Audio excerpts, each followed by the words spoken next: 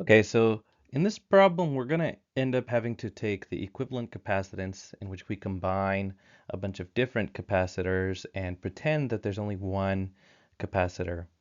This problem is pretty tough. It's very long just by looking at the picture.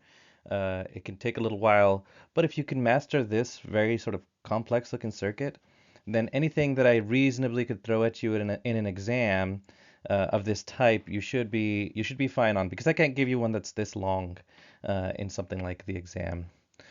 The skills here are going to help transfer over to resistors since it's the same kind of process. It's just, you flip the equations around if you're there yet on those slides. Let's go ahead and get started and look back at some of the slides as to where we might want to focus our attention. Okay, so how much charge is stored in this complex capacitor circuit, and how much total energy is stored? A two-part problem, well, two main questions, but several little parts in between. We see a circuit, and let me highlight some of the things to look at here. So this right here is our battery, and we can see that we're going from 0 to 15 volts. That kind of just telling you that this is a 15-volt battery. And throughout the circuit, we're going to drop 15 volts. I'd love to tell you that this thing is also going to be a 15-volt drop, but that's not how it works, right? If we think of the staircase analogy and the escalator or elevator, this battery elevator has raised us 15 volts or 15 flights of stairs. If we want to take a pathway and go down to where we started, like something like this, I have to go down 15 flights of stairs. And if I go down, say 15 here, well, that won't leave any for me to pass on these two. All that we know is that they'll add up to 15. Maybe this is 5, 5, and 5, although that's very unlikely with the numbers being different. Okay, uh, this immediately right off the bat when you see this picture, and it might not be the case every time, but it sort of screams, okay, we're going to need to combine these capacitors.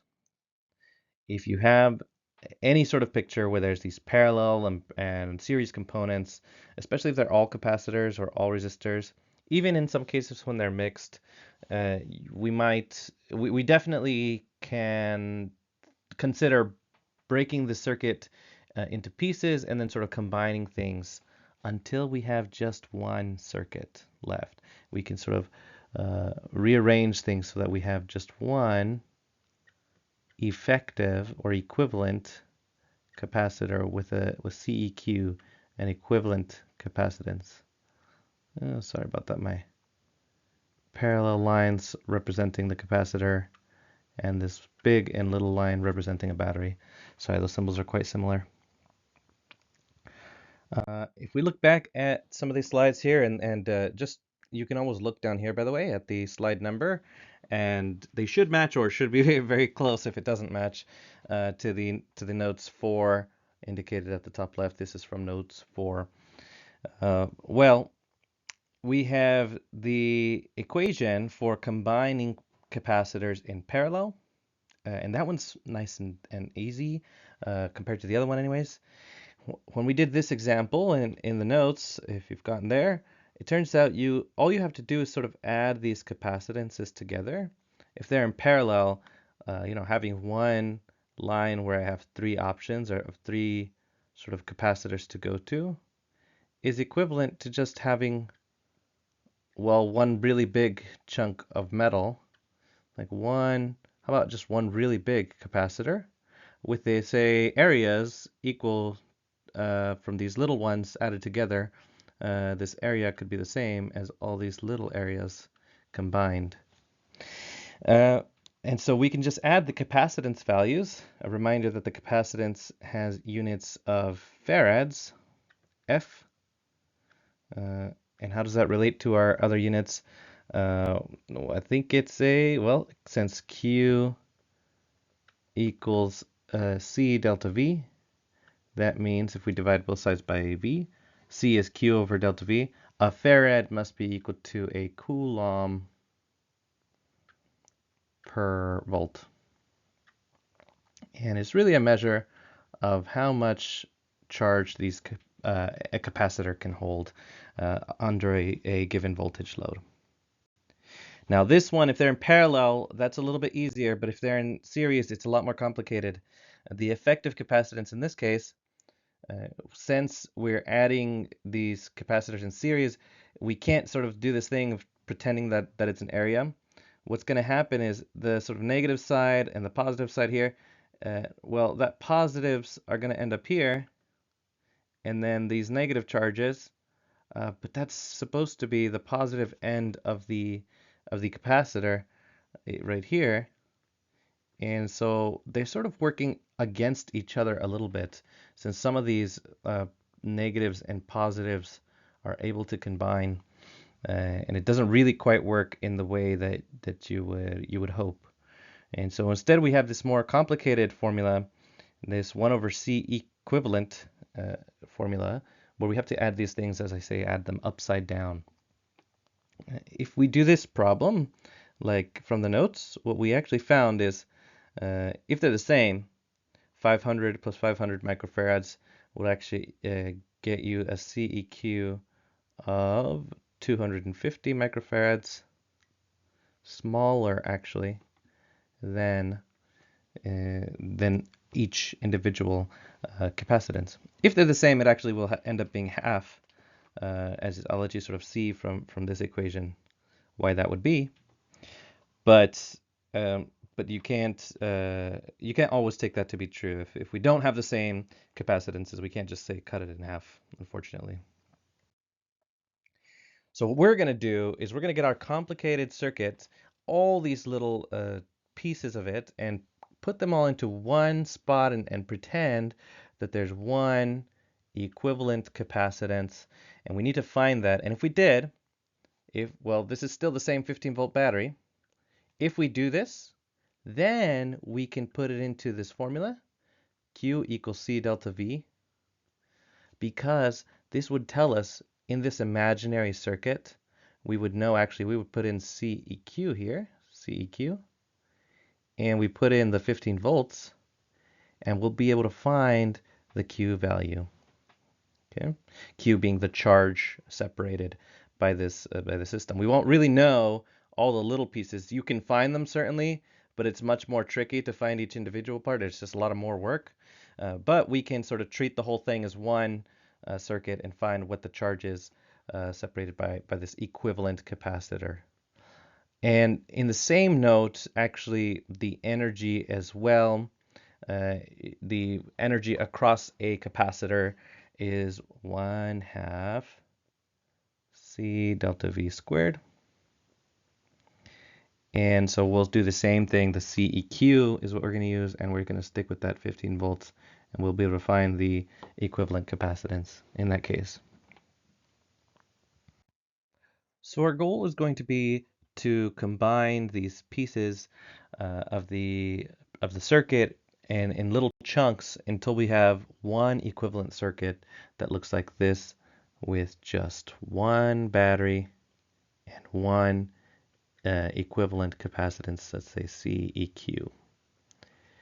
Now, the way we do that is we're going to combine two at a time using those rules that we mentioned. We can combine more than one if we had a sort of lucky set of a bunch of parallel in a row.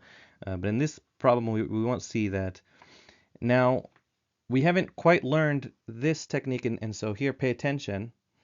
This hard part, this first really non-trivial hard part here is going to be to decide which two do you combine first.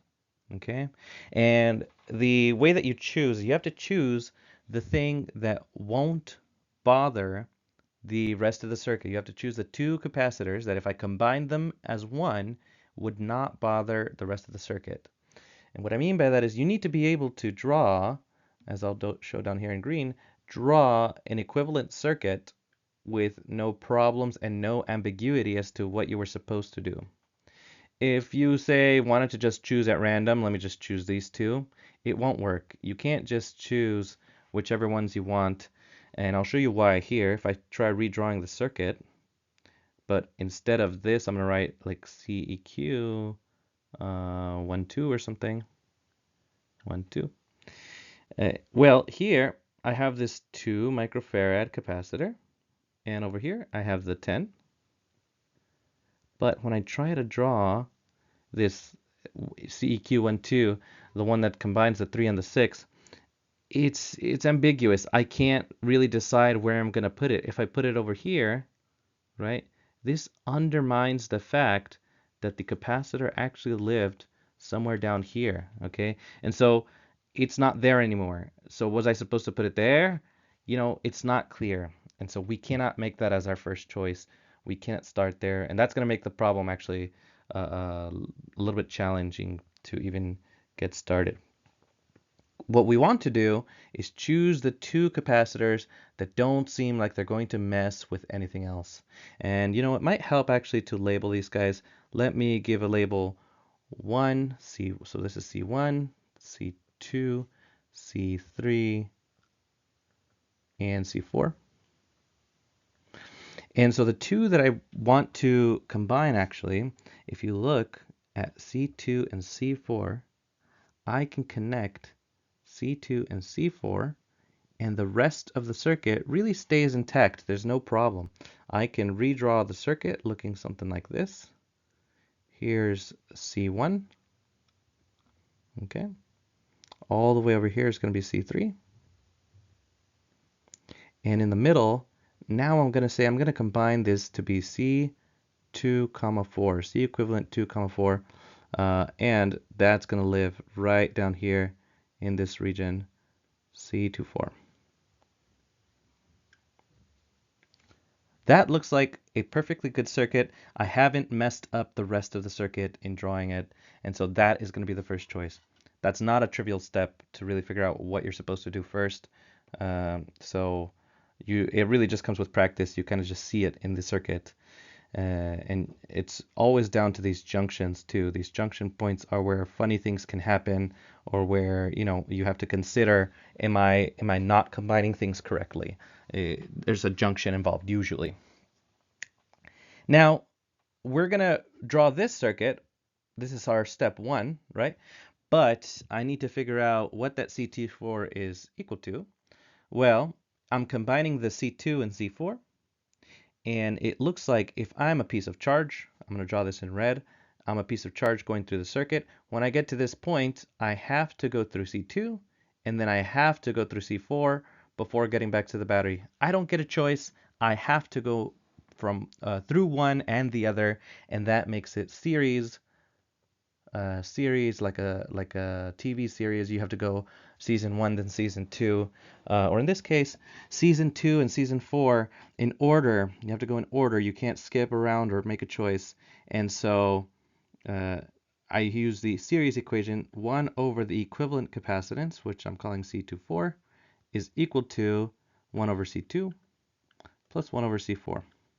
Now, if you are worried about units and SI, now's a good time to just convert all of these to farads, as a micro equals 10 to the minus 6. So 6 microfarads would be 6 times 10 to the minus 6 farads.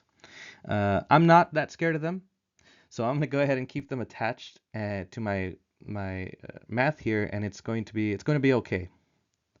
So 1 over C24 is going to be equal to, well, 1 over C2. C2 is 6 microfarads, and C4 is 2 microfarads. Now you can do some sort of a fraction, 1/6, least common denominator. 1/6 plus 1/2 would be equal to, let's see, 1/6 plus 3/6, and that would be equal to 4/6. You can do that. That's fine. If you're good with fractions, go ahead and do that.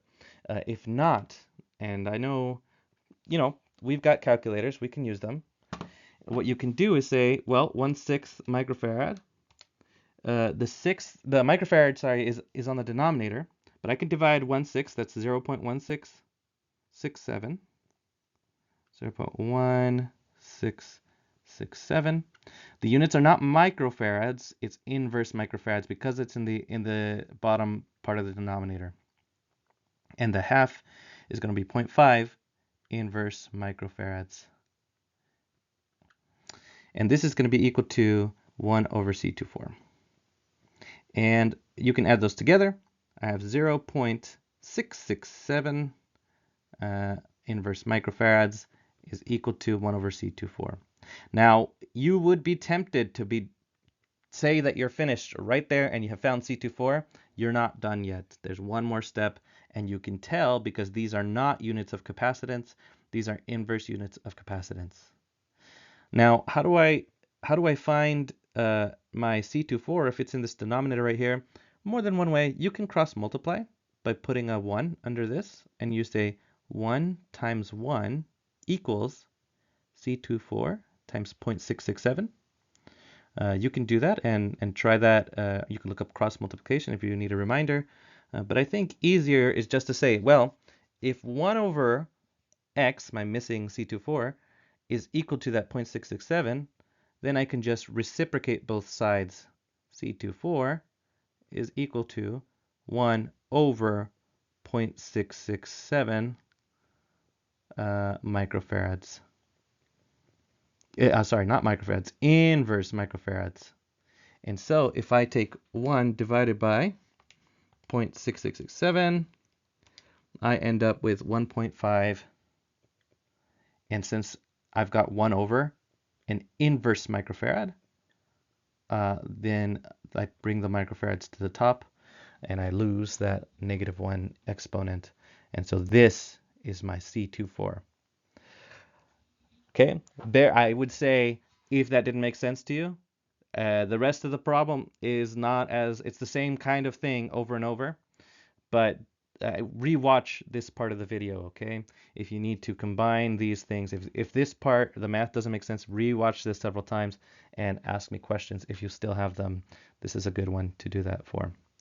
Now, we're only getting started, okay? That's only these first two, but we are able now to say, look, I have a new circuit. I want to combine two more capacitors. And so how do I do that? How do I make the choice as to what to combine next? Let me clear the page a bit, and let's see.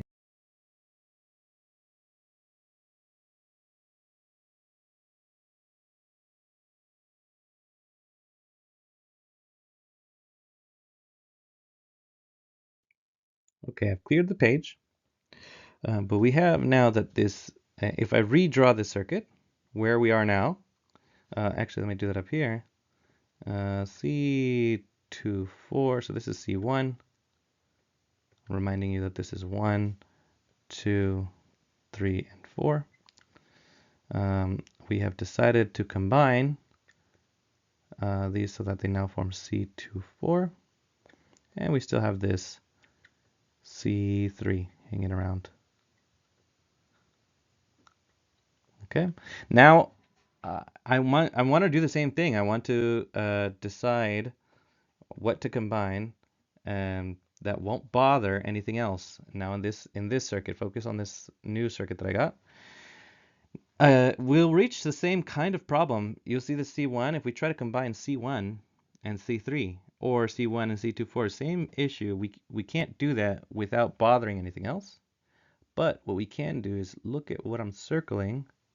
We can combine all of this into one piece and separate that out in the circuit. And so our system now will look like this. We have C1, and now all that green stuff will combine into one combined equivalent capacitor with a value, well, C24 and C23, why don't we call it C234? Cool. Now, reminder from the last slide, C24 was equal to 1.5 microfarads. C3 is equal to 10 microfarads. Now, look at my pathways that I can take. I'll draw this in blue. If I'm going through this circuit, I can actually choose either this guy or that guy as I'm going through the circuit and making my way back downtown to the bottom of the battery. I can choose one way or the other, and since I get the choice, and since there's this junction, that means that these are in parallel, so I can use the much nicer a form of the equivalent capacitance equation that C eq is equal to, well, C24 plus C3. And in fact, I can just label this guy. This is C234, 4. And so that's going to be equal to 1.5 microfarads plus, well, the 10 microfarads that it says right here, 10 microfarads. And so now this is equal to just 11.5 microfarads. That was much easier. Cool. So parallel is much, much nicer than series when it comes to capacitors. You'll find that for resistors, the opposite is true. But we got one more breakdown here, and that is to look at the, well, our previous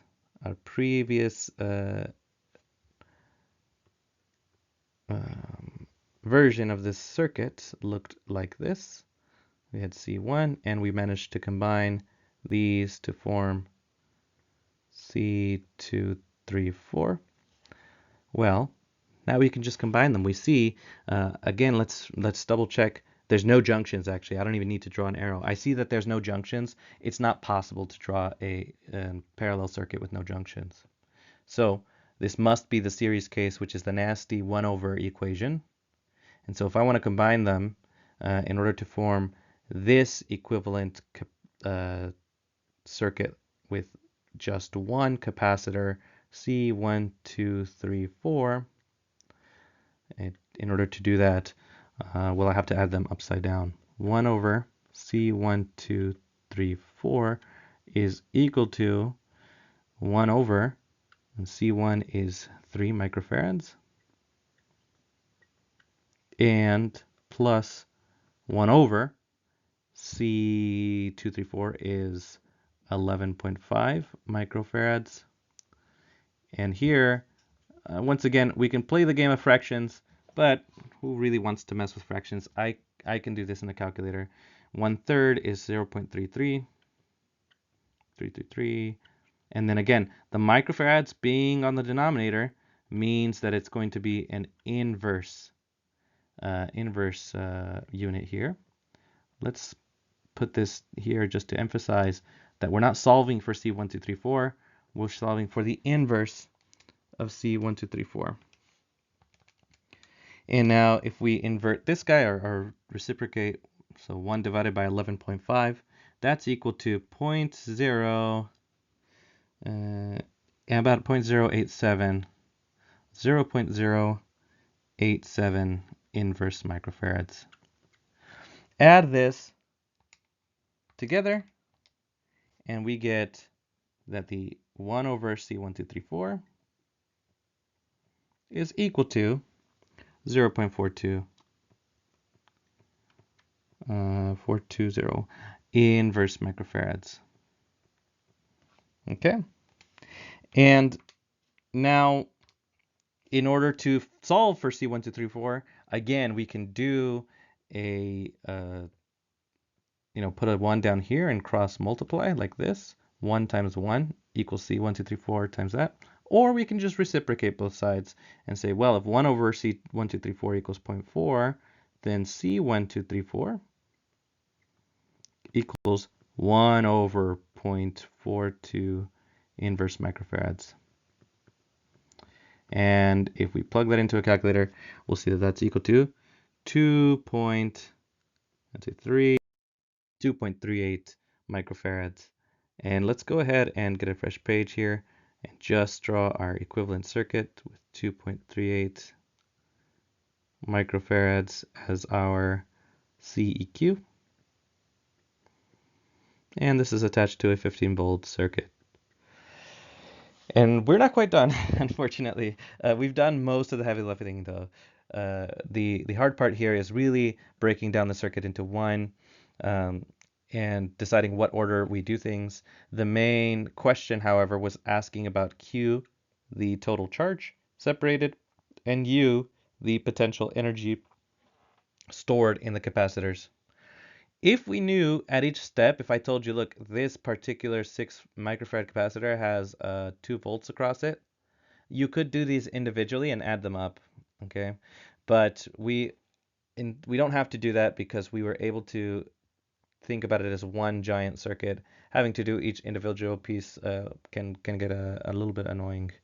And so we can follow these equations for the charge stored on a capacitor, Q equals C delta V, and I think they're going to be in last week's uh, uh, page of equations. In the week 2 page, it should be on the list of equations for that week. And we can do that for the whole circuit. So it's going to be just the 2.38 microfarads in our imaginary combined circuit times the 15 volts. Multiply those together, and I'm getting 35.7. So that's Q is equal to 35.7. Now I'm multiplying microfarads times volt. A farad times a volt is a coulomb. So this is going to be 35.7 microcoulombs. Microcoulombs, okay? And if that confuses you, go ahead and turn this microfarad into a 10 to the minus 6 farad, and your answer will be 10 to the minus 6 coulombs. And that's the same as a microcoulomb. And so that's how much charge was separated by this whole giant circuit. All these capacitors in this weird combination gave us this amount of charge separation that we figured out by using this imaginary circuit down here where we combined everything. And as for the energy, which is a useful quantity, right? We want to know how much energy is stored in these capacitors. That's a 1/2 C delta V squared. And that's going to be the same 2.38 micro farads, times the 15 volts squared.